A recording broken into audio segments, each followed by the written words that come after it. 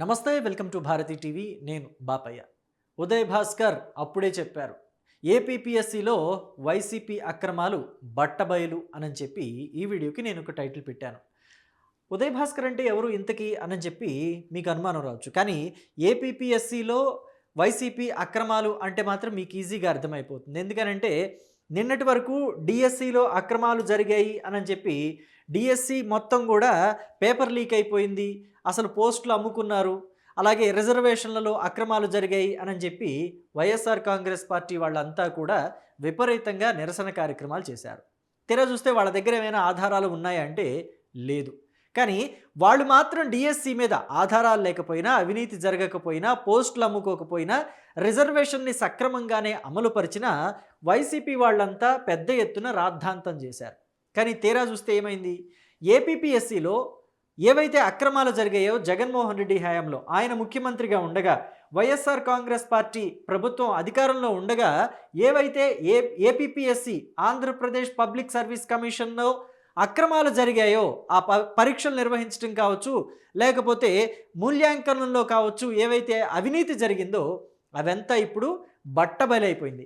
ఎంత బట్టబయలైపోయిందంటే ఇదిగోండి, Jagan జమానా group 1పై SIT నివేదిక 10,000 పేజీల నివేదికని రెడీ చేసి హైకోర్టుకి సిట్ సమర్పించింది అని చెప్పేసి మనం ఈరోజు ఉదయం కూడా ఒక వీడియో చేశాం దీని మీద. సో మళ్ళీ ఇదంతా చదవాలంటే ఇంకొక వీడియో చేసినంత పని అవుతుంది. సో కాబట్టి ఇప్పుడు అసలు గతంలో వైసీపీ చేసిన అక్రమాలు ఇప్పుడు బయటపడుతున్నాయి కదా, కానీ వీటి మీద అప్పట్లోనే మాట్లాడిన వ్యక్తి ఉన్నారు. ఆయనే ఉదయ్ భాస్కర్, పిన్నమనేని ఉదయ్ భాస్కర్. అప్పట్లో ఆయన గవర్నర్కి కంప్లైంట్ కూడా చేశారు. అసలు ఆ వ్యవహారం ఏమిటి అనేది ఒకసారి చూద్దాం.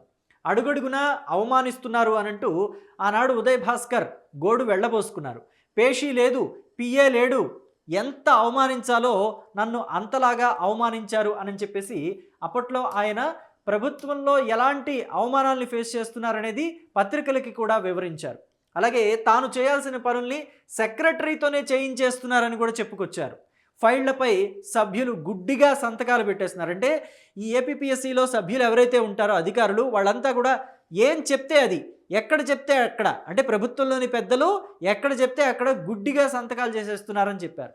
నేనుండగానే ఇన్ఛార్జి చైర్మన్ నియామకం జరిగిపోయిందని చెప్పి ఆయన చెప్పుకొచ్చారు. ఈ విషయంలో గవర్నర్ అధికారాలు కూడా హైజాక్ అయిపోయాయి.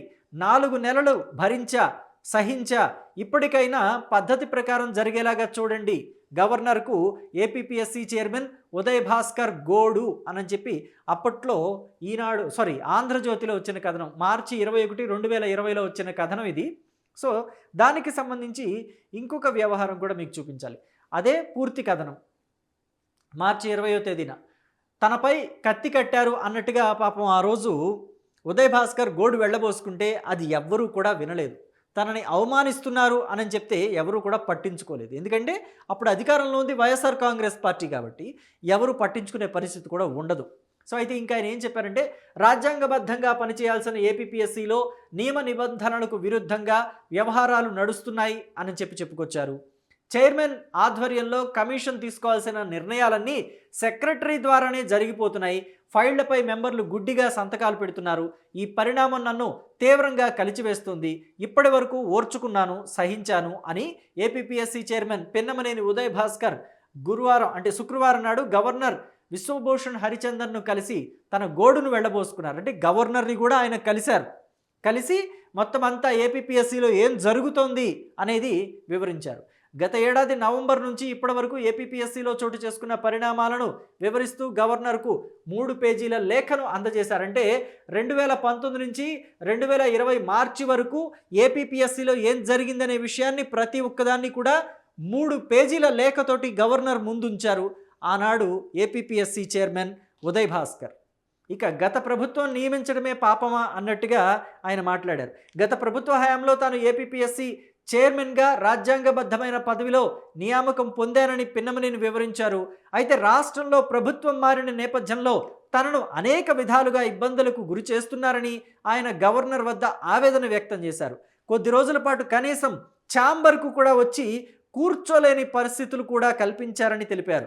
చైర్మన్ ఉండగానే ఎలాంటి సమాచారం, కారణం లేకుండానే మెంబర్ రంగరాజన్ను ఇన్ఛార్జి చైర్మన్గా నియమించారని, వాస్తవానికి నిబంధనల ప్రకారం ఇన్ఛార్జి చైర్మన్ను నియమించే అధికారం గవర్నర్కు మాత్రమే ఉంటుందని వివరించారు.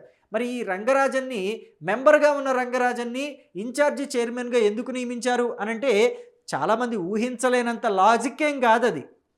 రంగరాజన్ చెప్పినట్టుగా వింటాడు, చైర్మన్ ఏమో చెప్పినట్టుగా వినడు ఉదయ్ భాస్కరు. సో అప్పుడు ఏం చేయాలి? ఇన్ఛార్జి చైర్మన్ని ఒకరిని నియమించుకోవాలి. ఆ ఇన్ఛార్జి చైర్మన్ రంగరాజన్ అయ్యాడు. చెప్పినట్టు వినే మనిషిని తీసుకొచ్చి పెట్టుకుంటే చెప్పు చేతల్లో ఉంటారు కదా. సో అదే జరిగింది. ఇంకా అక్కడ ఆశ్చర్యం ఏముంది, లాజిక్ అర్థం కానిదేముంది. కానీ ఈ వ్యవహారంలో గవర్నర్ అధికారాలను కూడా సెక్రటరీ లాగేసుకున్నారని పేర్కొన్నారు. ఇంకా చెప్పాలంటే ఏపీపీఎస్సీలో చైర్మన్కు కనీసం పేషీ కూడా లేకుండా చేశారని తెలిపారు. నిబంధనల ప్రకారం చైర్మన్ పేషీలో పిఏ ఉండాలి, కానీ అప్పటి వరకు ఉన్న పిఏని తొలగించేశారు. అలాగే చైర్మన్ రూమ్ తెరిచేందుకు డోర్ అటెండర్ కూడా ఉన్నా కానీ అతన్ని తొలగించేశారు. అంటే ఆయన చైర్మన్ ఎవరైతే ఉంటారో పాపం, ఆయన రూమ్ ఓపెన్ చేయడానికి కూడా, డోర్ ఓపెన్ చేయడానికి కూడా అటెండర్ని లేకుండా చేశారు. అంటే ఆయనే వచ్చి రూమ్ డోర్ ఓపెన్ చేసుకోవటం అని అంటే అది ఎంత అవమానం. ఒక ఏపీపీఎస్సీ చైర్మన్ రూమ్ ఓపెన్ చేసుకుని ఆయన చైర్లో ఆయన కూర్చున్నారంటే ఇంకా అంతకన్నా దారుణమైన అవమానం ఇంకొకటి ఏమీ ఉండదు. ఆయన ఆ రోజుల్లో ఆ పరిస్థితి ఎదుర్కొని ఉంటారు మేబీ. అందుకని ఆయన గోడంతా వెళ్ళబోసుకున్నారు మీడియా ముందు. పర్సనల్ అటెండర్ను సైతం లేకుండా చేశారు.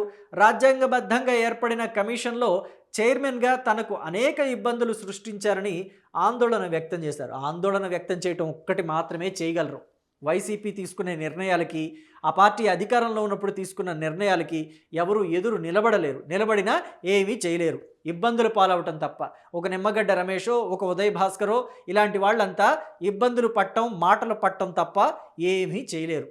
సో అయితే ఆనాడు ఉదయ్ భాస్కర్ని తొలగించి వాళ్లకు కావలసిన వాళ్ళని నియమించుకోవటం వల్ల కలిగిన లాభం ఏంటి అనేది ఈనాడు మనం చూస్తున్నాం. ఎవరితో పడితే వాళ్ళతోటి, అంటే ఇళ్లల్లో ఉండే ఆడవాళ్లతోటి, ఆటో డ్రైవర్లతోటి, వంట వాళ్ళతోటి కూడా ఏపీపీఎస్సీ పేపర్లు దిద్దించిన ఘనత పిఎస్ఆర్ ఆంజనేయులకి దక్కుతుంది. అలాగే టెస్ట్లో, రాత పరీక్షలోనేమో తక్కువ మార్కులు వచ్చిన వాళ్ళకి ఇంటర్వ్యూలో ఎక్కువ మార్కులు వస్తాయి.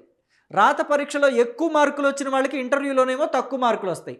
ఇది కూడా పిఎస్ఆర్ ఆంజనేయులు చేతిలోని మాయే. ఎలాంటి మాయ ఉందో, ఆయన చేతిలో ఎలాంటి మంత్రం ఉందో, ఎలాంటి మర్మం ఉందో తెలియదు. దాని వెనుక జగన్మోహన్ రెడ్డి ఉన్నాడో లేదో తెలియదు.